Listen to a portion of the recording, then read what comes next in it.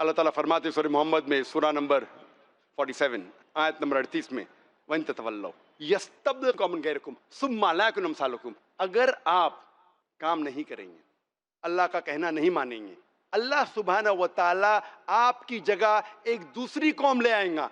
यस्तब्दिल कौमन गैरकुम सुम्मा ला यकुन अमसालुकुम, और वो आपकी तरह नहीं होंगे।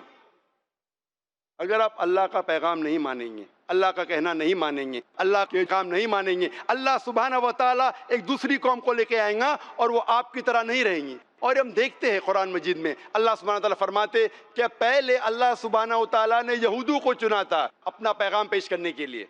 वो अल्लाह सुब्हानहू व तआला के चुने हुए इंसान थे यहूदी। उन्होंने अल्लाह का पैगाम नहीं माना, अल्लाह का हुक्म नहीं माना। यहूद अरबों को नीचे देखते थे। जो लोग को नीचे देखते थे, अल्लाह ताला ने अपने कलाम से अरबों को उनके सिर पे बिठाया। कुरान मजीद के जरिए वो जाहिल लोग सारी दुनिया में रोशनी फैलाए। लेकिन आज अगर हम अल्लाह ताला का कहना नहीं मानेंगे, उसका पैगाम गिरोह तक नहीं पहुंचाएंगे, दावा नहीं करेंगे, अल्लाह ताला को हमारी जरूरत ही नहीं। यस्तब्दिल कौमन गैरकुम सुम्मा ला यकुन अमसालुकुम, अल्लाह ताला आपकी जगह दूसरे लोग को लेके आएगा। अल्लाह को हमारी जरूरत नहीं है। The rubbish that we are, Allah को आपकी और मेरी जरूरत ही नहीं है। अल्लाह अकेले काफी है। अल्लाह ताला फरमाते सूरह इमरान में सूरा नंबर 3 आयत नंबर 110 में कुंतुम खैरा उम्मतिन उखरिजत लिन्नास, ए मुस्लिम, हमने तुम्हें सबसे बेहतरीन कौम बनाया है। अल्लाह सुब्हानहू व तआला हम मुसलमानों को इज्जत दे रहा है। अल्लाह ताला का कानून है, जब भी अल्लाह ताला इज्जत देता है उसके साथ जिम्मेदारी लाजिम है। इज्जत के साथ, ऑनर के साथ जिम्मेदारी, रिस्पॉन्सिबिलिटी लाजिम है। मिसाल के तौर पे एक स्कूल में प्रिंसिपल की इज्जत टीचर से ज्यादा है, टीचर की इज्जत क्लर्क से ज्यादा है, उसके साथ साथ प्रिंसिपल की रिस्पॉन्सिबिलिटी टीचर से ज्यादा है, टीचर की रिस्पॉन्सिबिलिटी क्लर्क से ज्यादा है। अल्लाह ताला इस आयत में सूरह इमरान सूरा नंबर 3 आयत नंबर 110 में हमें इज्जत दे रहा है। कुंतुम खैरा उम्मतिन उखरिजत लिन्नास, ए मोमिनो, आप सारे इंसानों में सबसे बेहतरीन कौम है। इतनी इज्जत दे रहा है, क्या हमारे पास कोई जिम्मेदारी नहीं? जिम्मेदारी अल्लाह ताला इसी आयत में फरमाते हैं, तामुरूना बिल मारूफ व तनहौना अनिल मुनकर व तुमिनूना बिल्लाह, क्योंकि आप लोगों को अच्छाई की तरफ बुलाते हैं और बुराई से रोकते हैं और अल्लाह में ईमान लाते हैं। अल्लाह ताला में सबसे बेहतरीन उम्मा कहता है, कौम कहता है, क्योंकि हम लोगों को अच्छाई की तरफ बुलाते हैं और बुराई से रोकते। अगर हम लोगों को अच्छाई की तरफ नहीं बुलाएंगे और बुराई से नहीं रोकेंगे, हम खैरा उम्मा कहलाने के लायक नहीं हैं, हम मुसलमान कहलाने के लायक नहीं हैं। हर मुसलमान का फर्ज है कि वो लोगों को अच्छाई की तरफ बुलाए और बुराई से रोके और अल्लाह में ईमान लाए। दावा करना, लोग को अच्छाई की तरफ बुलाना, गलत काम से रोकना हर मुसलमान का फर्ज है। और ये एक नुक्ता है, जरूरी है, फर्ज है आपको जन्नत में जाने के लिए। अल्लाह ताला सूरह अल असर में फरमाते, सूरा नंबर 103 आयत नंबर 1 से 3, सूरह असर को कहते राह निजात, निजात का रास्ता। अल्लाह ताला फरमाते वल अस्र इन्नल इंसान लफी खुस्र इल्ला लज़ीना आमनू व अमिलुस सॉलिहाति व तवासौ बिल हक़ व तवासौ बिस सब्र। अल्लाह सुब्हानहू व तआला वक्त की कसम खाते हैं और कहते हैं इंसान खसारे में है, इंसान नुकसान में है। इल्ला लज़ीना आमनू, सिर्फ वो लोग खसारे में नहीं है जो लोग के पास ईमान है, वो आमिल सॉलिहात, अच्छे अमाल करते हैं, व तवासौ बिल हक़, लोगों को हक की तरफ बुलाते हैं, दावा करते हैं, इस्लाह और दावा।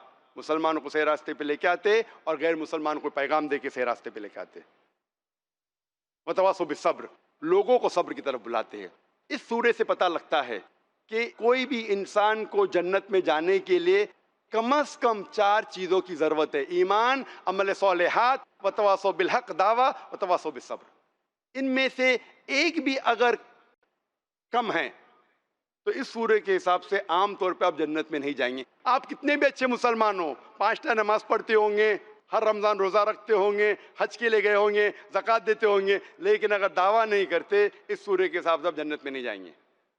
अगर अल्लाह ताला चाहता है और डालना चाहता है तो उसकी मर्जी, क्योंकि अल्लाह ताला फरमाते हैं सूरह निसा में सूरा नंबर 4 आयत नंबर 116, सूरह निसा सूरा नंबर 4 आयत नंबर 48 में कि अल्लाह सुब्हानहू व तआला अगर चाहे तो कोई भी गुनाह माफ कर सकता है, लेकिन शिर्क कभी भी नहीं माफ करेगा, क्योंकि शिर्क सबसे बड़ा गुनाह है। तो अगर आप दावा नहीं करेंगे और अल्लाह ताला जन्नत में डालना चाहता है, वो अल्लाह की मर्जी, वो डाल सकता है। लेकिन आम तौर पे चारों चीज जरूरी है, सिर्फ दावा भी नहीं, ईमान भी, अमल सोलेहात, दावा, वतवासो बिस्सब्र। हम देखते हैं मीडिया में अक्सर इस्लाम को बदनाम करने के लिए इस्लाम के खिलाफ गलत फहमियां फैला रहे हैं। कई बार ये लोग कुरान का हवाला देके लोग को बहकाने की कोशिश करते हैं, और आम तौर पे जो क्रिटिक्स ऑफ इस्लाम है, जो इस्लाम के खिलाफ लिखते हैं, वो एक मशहूर आयत को पेश करते हैं, हवाला देते हैं बताने के लिए कि इस्लाम दहशतगर्दी का मजहब है, और वो कोट करते सूरह तौबा सूरा नंबर 9 आयत नंबर 5, और कहते हैं कि कुरान मजीद में लिखा है कि जब भी आप काफिर को देखो, मतलब गैर मुस्लिम, मतलब हिंदू, उसका कत्ल करो। अक्सर जो क्रिटिक्स ऑफ इस्लाम है, जो इस्लाम के खिलाफ लिखते हैं, वो एक आयत का हवाला देते हैं कुरान मजीद की, जिसमें लिखा है कि जब भी आप काफिर को देखो उसका कत्ल करो। कहना चाहते हैं कि मुसलमानों को कुरान कहता है कि काफिर को देख के कत्ल करो, और जब आप कुरान मजीद खोलेंगे सूरह तौबा सूरा नंबर 9 आयत नंबर 5, उसका तर्जुमा पढ़ेंगे तो बराबर है, उसमें लिखा है कुरान मजीद में जब भी आप काफिर को देखो उसका कत्ल करो। लेकिन ये पसे मंजर के खिलाफ है, आउट ऑफ कॉन्टेक्स्ट है। पसे मंजर जानना चाहते तो सूरह तौबा सूरा नंबर 9 आयत नंबर 1 से शुरू करो। उसमें लिखा है कि मुसलमान और मक्का के मुशरिकीन के बीच एक मुआहिदा था, एक पीस ट्रीटी थी, एक अमन का मुआहिदा था, सलामती का मुआहिदा था, और ये मुआहिदा, ये पीस ट्रीटी एक तरफा मक्का के मुशरिकीन ने तोड़ दिया था। उस वक्त अल्लाह सुब्हानहू व तआला सूरह तौबा सूरा नंबर 9 आयत नंबर 5 में कहते कि आपको 4 महीने का वक्त दिया जाता है, आप सुधर जाओ वरना ऐलान जंग। और फिर सूरह तौबा सूरा नंबर 9 आयत नंबर 5 में जंग के मैदान में अल्लाह ताला फरमाते हैं कि जंग के मैदान में जब काफिर, जब दुश्मन आएंगे आप उनका कत्ल करो। उसका मतलब कि जब दुश्मन जंग के मैदान में आपसे लड़ने के आ रहे तो डरो मत। हिम्मत अफजाई के लिए अल्लाह ताला फरमाते हैं कि जंग के मैदान में डरो मत, उनका सामना करो, उनका कत्ल करो। जंग के मैदान में बिल्कुल सही है। मिसाल के तौर पे अगर प्रेसिडेंट ऑफ अमेरिका या आर्मी जनरल ऑफ अमेरिका, जब जंग हो रही है यूएसए और वियतनाम की, तो जंग के मैदान में प्रेसिडेंट ऑफ अमेरिका या आर्मी जनरल अमेरिकन सिपाही की हिम्मत अफजाई के लिए कहता है कि दुश्मन जब आएंगे डरो मत, सामना करो, कत्ल करो, तो ये सही है। लेकिन अगर मैं पस मंजर के खिलाफ आज उसको बयान करूंगा, क्या यूएसए का प्रेसिडेंट कह रहा है कि जहां भी आप वियतनामीज को पाओ उसका कत्ल करो, तो मैं ऐसा इल्जाम लगा रहा हूं क्या वो बूचर है, क्या वो कसाई है। पस मंजर में सही है। जब जंग के मैदान में दुश्मन जंग के लिए आते हैं मैदान जंग में, तो हिम्मत अफजाई के लिए सिपा सलार या प्रेसिडेंट बिल्कुल ये कहेगा कि डरो मत, लड़ो। तो इसी तरीके से ये आयत एक जंग के मैदान में कही गई है कि जब दुश्मन आते हैं डरो मत, आपका कत्ल करने आ रहे, डरो मत, आप उनका कत्ल करो। और एक मशहूर राइटर है जो इस्लाम के खिलाफ लिखता है, उसका नाम अरुण शौरी है। कई किताबें लिखा है इस्लाम के खिलाफ। एक किताब लिखा है वर्ल्ड ऑफ फतवाज, और वर्ल्ड ऑफ फतवा में ये वही आयत को कोट करता है, सूरह तौबा सूरा नंबर 9 आयत नंबर 5, और दिखाता है कि मुसलमानों को कत्ल करना चाहिए काफिर लोग का। और आयत नंबर 5 से जंप मारता है, फौरन जाता है आयत नंबर 7 पर। क्यों 5 से 7 पे क्यों जाता है? 5 और 7 के बीच में आयत नंबर 6 को भूल जाता है। क्यों? क्योंकि 6 में उसकी बीमारी का जवाब है। 6 में अल्लाह ताला फरमाते हैं, आयत नंबर 6 सूरह तौबा सूरा नंबर 9, अल्लाह ताला फरमाते अगर वो काफिर, वो मुशरिक, वो दुश्मन अमन चाहता है, उसको सिर्फ छोड़ मत दो, उसको ऐसी महफूज जगह पर लेके छोड़ो ताकि वो अल्लाह का कलाम सुन सके। अल्लाह ताला ये नहीं फरमाता है कि अगर वो अमन चाहता है तो छोड़ दो, उसे हिफाजत के साथ एक महफूज जगह पर ले जाके छोड़ो। आज के तारीख में सबसे दयालु सिपा सलार, सबसे दयालु प्रेसिडेंट ये कहेगा अरे वो दुश्मन को छोड़ दो। यहां अल्लाह ताला फरमाते छोड़ो मत, हिफाजत के साथ एक महफूज जगह पर ले जाओ और फिर छोड़ो। अक्सर लोग कुरान मजीद की आयत को आउट ऑफ कॉन्टेक्स्ट कोट करते हैं, और जहां भी आप कुरान मजीद में अगर देखते हैं, अगर इस्तेमाल करना पड़ता है, जिहाद के कई मरहले मैंने कहा, अगर if you have to force, that is the last resort, violence, force, लड़ाई एक आखिरी रिसोर्ट है, आखिरी इलाज है। और उस वक्त भी जहां भी आप पाएंगे कुरान मजीद में आयत लड़ने की, उसके फौरन बाद कहा है अमन लड़ने से बेहतर है। कोई भी आयत लो, चाहे सूरह तौबा लो या सूरह अनफाल लो, सूरह नंबर 8 आयत नंबर 7, उसके बाद लिखा है अमन लड़ने से बेहतर है।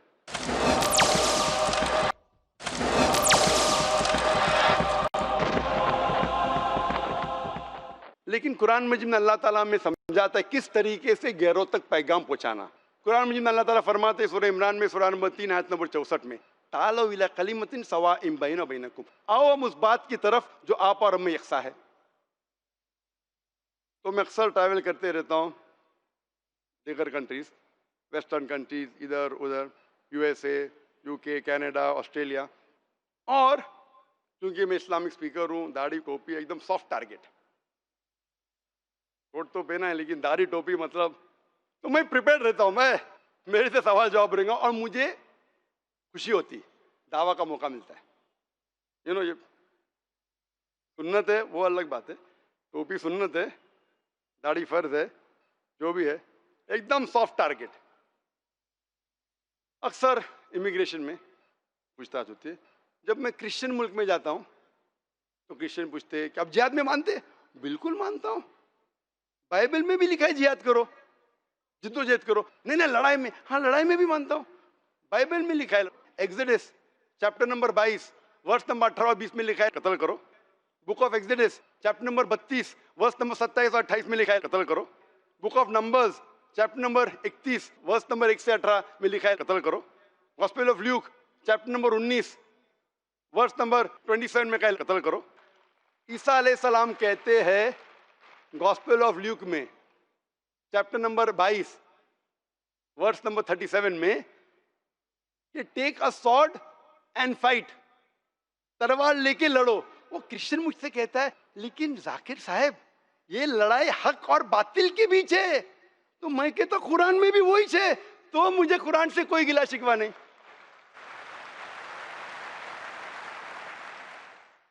माशाल्लाह मैं कई ईसाइयों से बात करता हूं, अक्सर ईसाई मेरी इज्जत करते हैं, अक्सर मेरे हिंदू भाइयों से भी।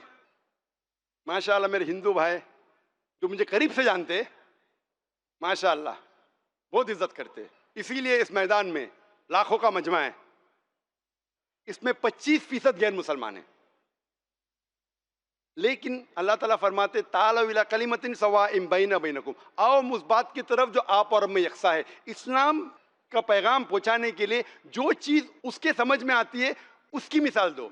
जब मैं हिंदुओं से बात करता हूं तो मैं हिंदुओं से कहता हूं कि आप महाभारत पढ़ चुके? बोलते हाँ पढ़ चुका हूं।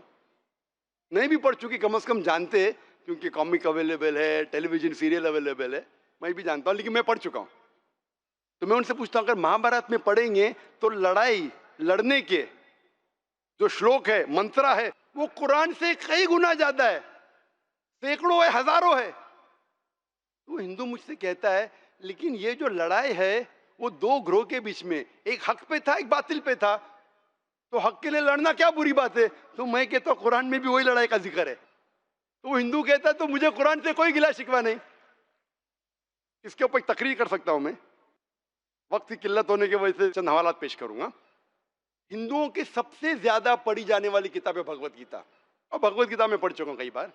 भगवत गीता एक महाभारत का हिस्सा है, 18 चैप्टर का है, जो महाभारत का हिस्सा है, जिसमें श्री कृष्ण, हिंदुओं मानते हैं कि श्री कृष्ण भगवान है, जो श्री कृष्ण एक एडवाइस दे रहे हैं, एक मशवरा दे रहे अर्जुन को। तो पूरी भगवत गीता एक मशवरा है, श्री कृष्ण अर्जुन को दे रहे। Bhagavad Gita chapter number 1, chapter number 1, verse number 43 to 46 में, भगवत गीता चैप्टर नंबर 1 मंत्र नंबर 43 में अर्जुन कहते हैं श्री कृष्ण से कि जो लोग अपनी परंपरा के उसूलों को, मतलब ग्रेट ग्रेट एंसेस्टर्स के जो रीति रिवाज है, उसके खिलाफ जाता है, वो हमेशा जहन्नम में रहेगा। श्लोका नंबर 44 में अर्जुन कहते हैं कि हम आज, क्योंकि आप जानते हैं कि महाभारत एक कथा है जो दो फैमिली, दो खानदान के बीच में, एक है पांडवा जो 5 रहते और कौरवा जो 100 रहते, उनके दरमियान लड़ाई है। तो भगवत गीता चैप्टर नंबर 1 श्लोका नंबर 44 में अर्जुन कहते कि आज हम लड़ रहे हैं और जहन्नम की तरफ जा रहे हैं, दुनिया के ऐशो आराम के लिए, राजनीति के लिए, अपनी कुर्सी के लिए। वर्ष नंबर 45 में अर्जुन कहता है श्री कृष्ण से, मैं पसंद करूंगा कि मैं निहत्था इस जंग में मारा जाऊं, बनिस्बत धृतराष्ट्र के बेटों से लड़ूं। अर्जुन कहते कि मैं पसंद करूंगा निहत्था मर जाऊं मेरे कजन ब्रदर्स के हाथों से। धृतराष्ट्र के बेटे मतलब उनके कजन ब्रदर, उनके भाई के हाथ से मैं पसंद करूंगा मर जाऊं, बनिस्बत मैं उनसे लड़ूं। वर्ष नंबर 46 में 46 में अर्जुन अपने हथियार नीचे छोड़ देता है और अफसोस करने लगता है। उसके फौरन बाद, चंद श्लोका बाद, भगवत गीता चैप्टर नंबर 2 वर्ष नंबर 2 और 3 में श्री कृष्ण अर्जुन को जवाब देते हैं, ए अर्जुन, ये गलत ख्यालात तुम्हारे दिमाग में कब से आने लगे? तुम ऐसे इंसान हो जो आगे बढ़ते हैं, ये गलत ख्यालात कैसे आने लगे? और आप गलत तरफ क्यों जा रहे हो? अर्जुन को मशवरा दे रहे हैं श्री कृष्ण।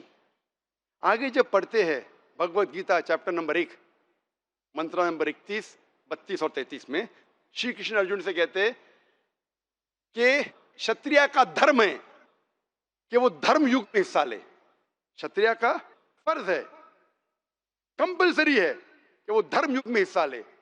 अगर वो लड़ने से भाग जाता है तो वो जहन्नम में जाएगा, नरक में जाएगा।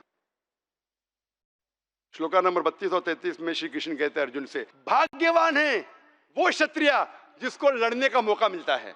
अगर तुम लड़ोगे, श्लोका नंबर 33, आप स्वर्ग में जाएंगे। और अक्सर हमारे जो इस्लाम को क्रिटिसाइज करते हैं, अरुण शूरी भी अक्सर हवाला देते हदीस का, जिसका मैंने जिक्र किया हूं।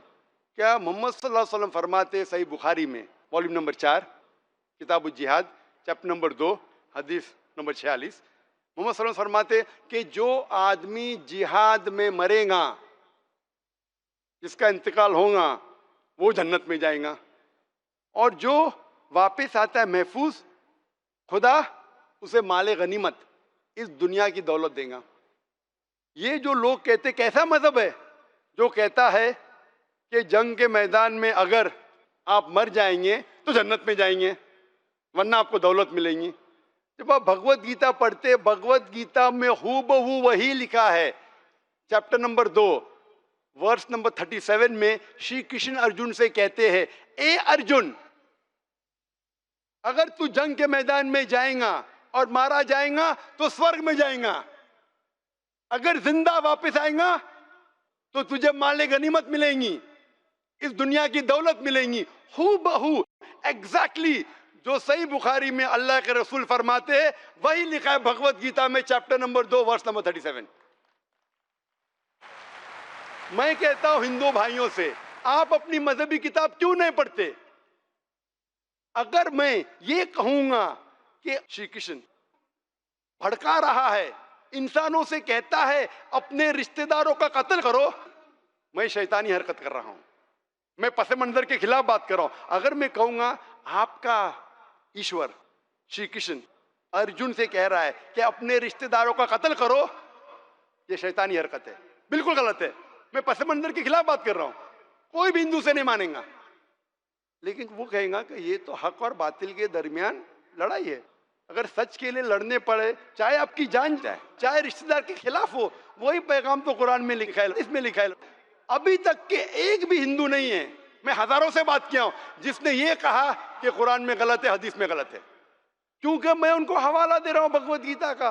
तो जब आप दूसरी मजहबी किताब पढ़ेंगे, अमन कायम होगा। तो लोग जो गलत इरादे से भड़काना चाहते हैं, लोग को दूसरे मजहब को मानने वालों के खिलाफ भड़काना चाहते, इसे आसानी से आप दूर कर सकते। सिर्फ तालविला कलिमतिन सवा बैन बैनकुम, आओ हम उस बात की तरफ जो आप और हम में यकसा है, इतना आसान है।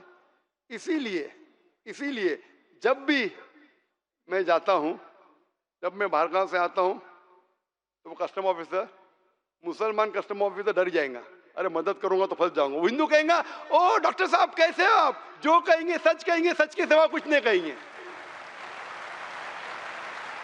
बोलते ग्रीन चैनल से जाओ, वही दाढ़ी वही टोपी, क्योंकि वो मुझे चैनल पे देखते।